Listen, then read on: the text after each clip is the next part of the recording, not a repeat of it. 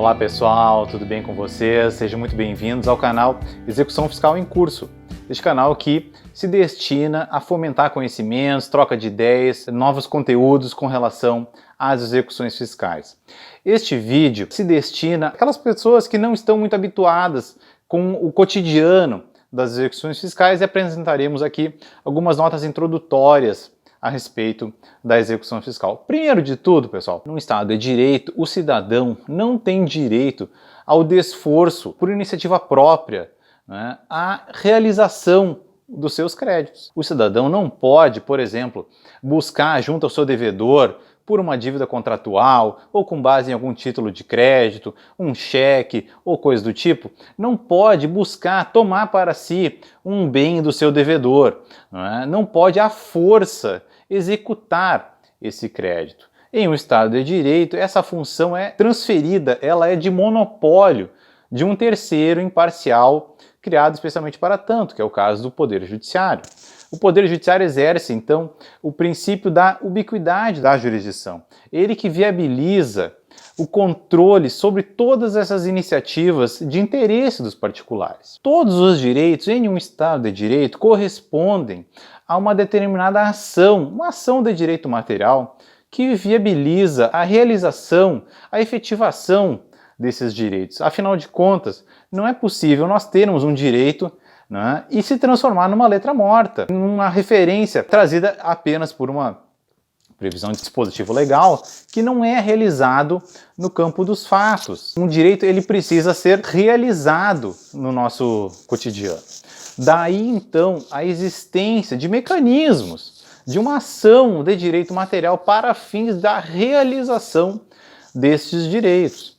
O credor fazendário, o Estado e suas entidades também possuem mecanismos através dos quais é possível que recuperem créditos de sua titularidade, por exemplo, créditos contratuais ou mesmo tributários. Nós vamos tratar primordialmente dos créditos tributários, que são os créditos de uma incidência muito mais significativa no nosso cotidiano. Então, o credor fazendário tem à sua disposição mecanismos específicos para fins da realização, da recuperação, da liquidação destes créditos, no nosso caso, primordialmente créditos tributários. Esse mecanismo é viabilizado no campo processual através da ação de execução fiscal, que é um privilégio, uma prerrogativa de que dispõe a Fazenda Pública, integrada pelo Estado e suas entidades, um privilégio de provocar o Poder Judiciário e buscar a realização de seus direitos creditórios. Esta lei é a Lei 6830 de 80 e ela traz uma série de vantagens, uma série de prerrogativas extravagantes, por exemplo, em relação ao direito processual comum, regulamentado pelo novo Código, já nem tão novo, mas enfim, o Código de Processo Civil de 2015. O credor fazendário, como eu falei, tem algumas vantagens, nós vamos tratar detidamente a respeito delas em outros vídeos. O credor fazendário tem algumas vantagens, por exemplo, ele tem a prerrogativa de unilateralmente constituir, elaborar um título executivo. É verdade, após o trâmite de um devido processo administrativo, no nosso caso, um processo administrativo fiscal. Neste processo, o Estado, as suas entidades podem apurar a existência, a responsabilidade, a exigibilidade de um determinado crédito tributário. É verdade, com direito de defesa, com direito a recursos a serem manejados pelo contribuinte, mas após o julgamento desse processo administrativo, o credor tem a vantagem de elaborar unilateralmente um título executivo, que é a certidão de dívida ativa. Esse crédito será inscrito em dívida ativa e dali se extrai uma certidão. A esta certidão se outorga as vantagens da presunção da liquidez e da certeza desse crédito. E após essa inscrição, haverá a exigibilidade deste crédito através de uma via executiva específica, que é a via trazida pela Lei das Execuções Fiscais. Mas, Tiago, essa execução, afinal de contas, transforma o judiciário num cobrador? O juiz aqui é um cobrador do credor fazendário? O judiciário se transformou numa entidade de cobrança? No senso comum, se poderia dizer que o juiz está cobrando um débito tributário. Em parte, isso poderia ser verdade porque a execução ela se processa no interesse do credor. Esse é um princípio geral do processo executivo e ele está presente também no sistema das execuções fiscais. Mas isso não converte o Poder Judiciário numa entidade de cobrança. Vejam só, quando o credor busca o Poder Judiciário requerendo determinadas medidas executivas, uma penhora, um bloqueio de valores, uma penhora online, pretende, por exemplo, um leilão de um determinado imóvel, uma série de medidas que são medidas gravosas, que são invasivas do patrimônio desse devedor da Fazenda Pública. Essas medidas elas são controladas, elas são deferidas ou indeferidas pelo juiz. É o juiz que controla, é a garantia da imparcialidade e da independência do juiz, que também garante o patrimônio do devedor, garante os interesses do devedor, garante também a sua privacidade e o seu sigilo. Porque, afinal de contas, o juiz não é um cobrador, muito embora a execução seja um processo de resultado único, né? A execução tem um único propósito, que é o propósito de liquidar, recuperar, transformar aquele crédito em pecúnia e satisfazer a Fazenda Pública com relação àquele título executivo.